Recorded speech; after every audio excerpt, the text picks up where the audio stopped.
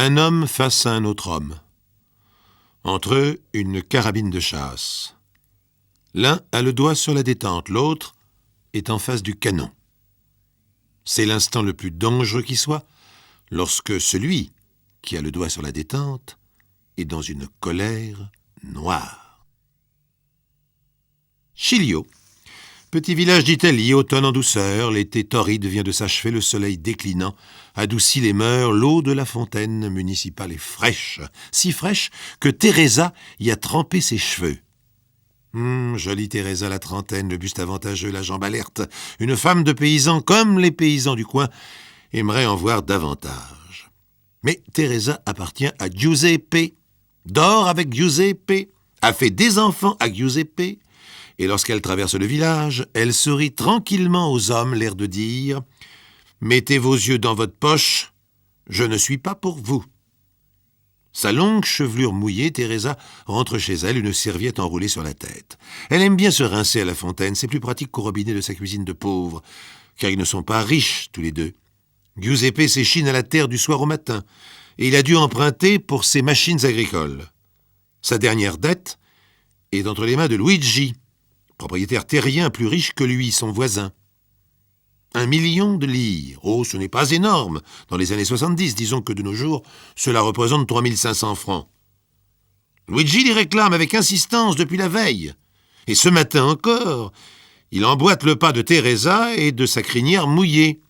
Il pénètre derrière elle dans sa cuisine. Et Teresa a horreur de ça. « Sors de chez moi !»« Ton mari me doit 1 million de lire. »« Alors va lui demander. »« Momento, Teresa. » On peut discuter. Je n'ai rien à discuter. Mais si, réfléchis. Tu pourrais peut-être éviter à ton mari de me rembourser, non? Hein? Qu'en penses-tu? C'est facile pour toi. L'œil lubrique de Luigi est encore plus clair que son discours. Teresa le regarde méprisante. Tu oses me proposer de faire la puttana avec toi? Hein? Tu oses? Ce n'est pas parce que Luigi est laid qu'elle s'insurge avec autant de violence, ni parce qu'il est gras que son cheveu est maigre sur son crâne pointu comme un œuf, non.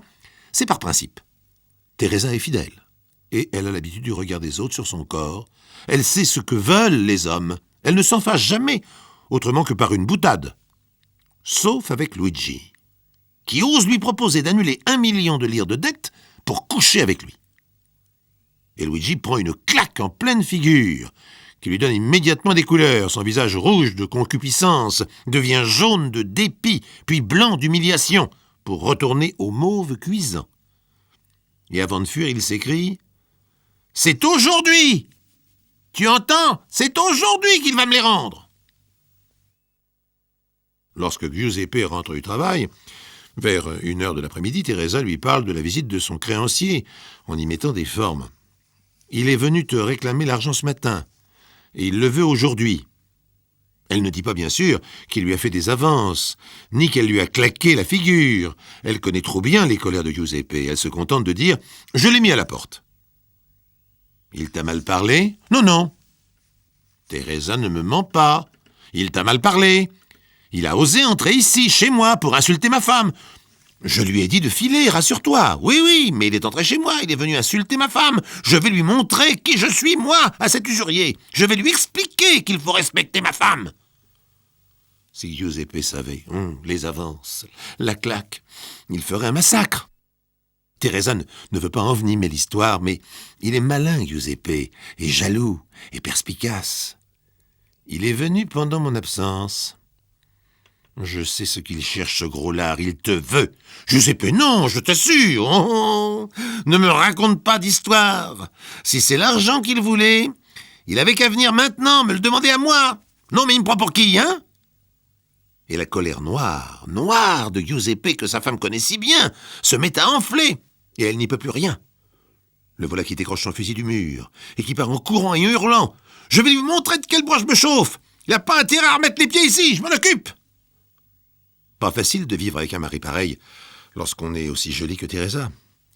Pourtant, il n'est pas vraiment jaloux, il a confiance en elle.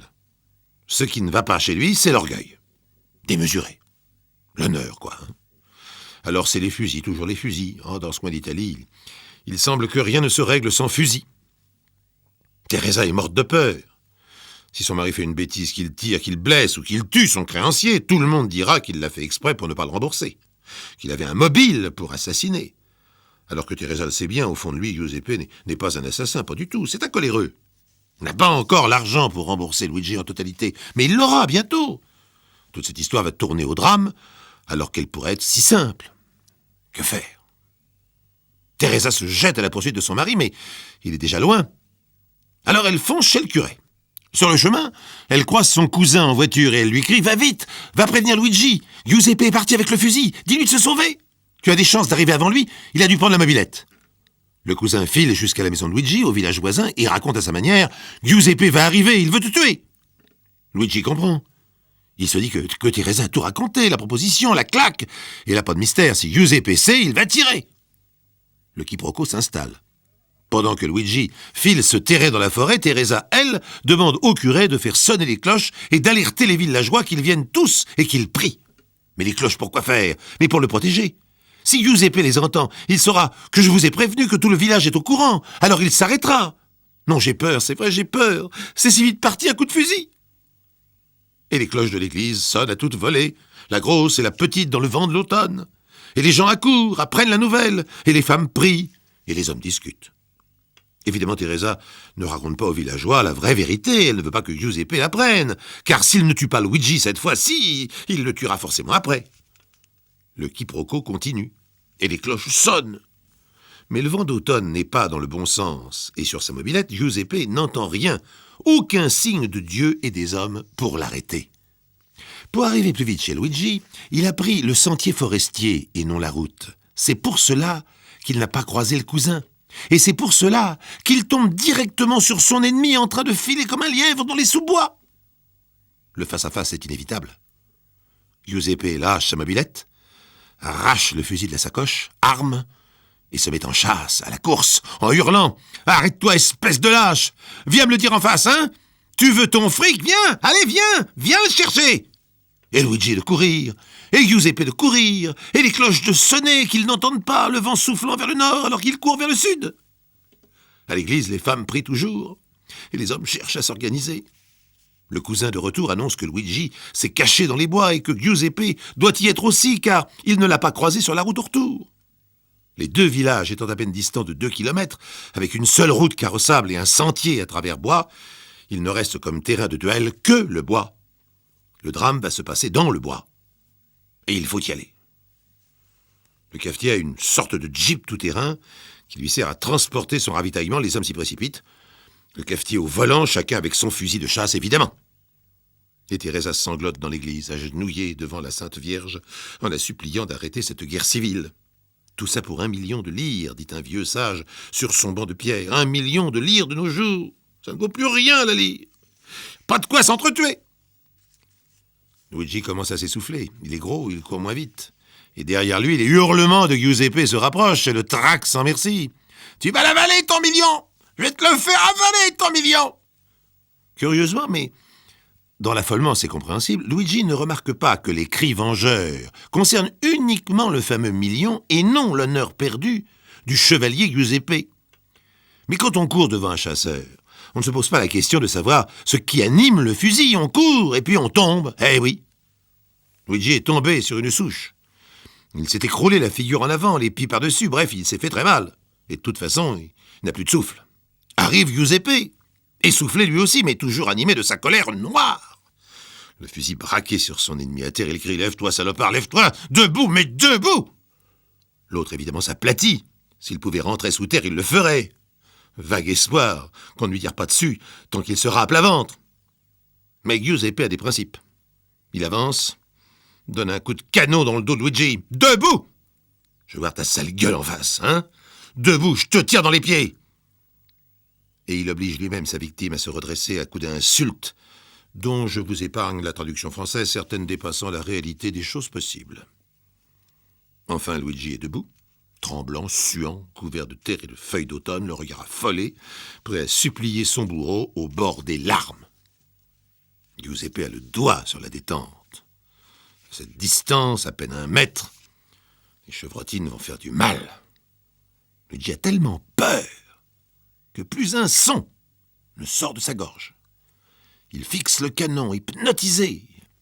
Il attend la déflagration, l'explosion de son corps, la fin du monde. Giuseppe le fixe avec une telle intensité que si ses yeux étaient des pistolets... Regarde ce fusil. Animal. Espèce de chien. Regarde-le bien, hein? T'en as pas un comme ça, hein? Tu ne sais même pas ce que c'est. Toi, tu ne penses qu'à l'argent. Tu vois ce fusil? C'est mon oncle, Marco, le patriarche, qui me l'a offert. Et tu sais pourquoi? Parce que je suis le meilleur tireur de la famille. Et l'aîné de ses neveux. Et tu sais combien il vaut ce fusil? Ben, il vaut 10 fois plus que ton malheureux million de lire. Giuseppe s'arrête de crier. Il le regarde, ce fusil. Il est beau, il est magnifique, ce fusil. C'est vrai qu'il vaut cher, c'est vrai. Maintenant, il regarde Luigi, le gros, l'adipeux, le rat, l'usurier, et la peur dans les yeux de l'usurier. Une balle, et plus d'usurier. Finalement, dans un dernier cri de colère, il lance « Attrape-le, ce fusil! Il te paie 10 fois !» Luigi n'a même pas le réflexe d'attraper l'arme qui lui cogne l'estomac et retombe à ses pieds. Pétrifié, déconcerté, il voit Giuseppe tourner les talons et repartir en courant. Ainsi finit l'histoire du miracle de Sciglio. Car les villageois persistent à croire au miracle. Même si Giuseppe n'a pas entendu les cloches, même s'il a décidé au dernier moment de payer sa dette avec son fusil au lieu de s'en servir. Même s'il a appris plus tard, c'était inévitable, que son ennemi avait pris une gifle pour avoir fait de vilaines propositions à Teresa. Le miracle demeure. Il n'a pas tué Luigi. Il s'est contenté le lendemain, puisqu'il n'avait plus ni fusil ni dette, d'aller lui coller son poing dans la figure. Pour l'honneur de Teresa, bien sûr.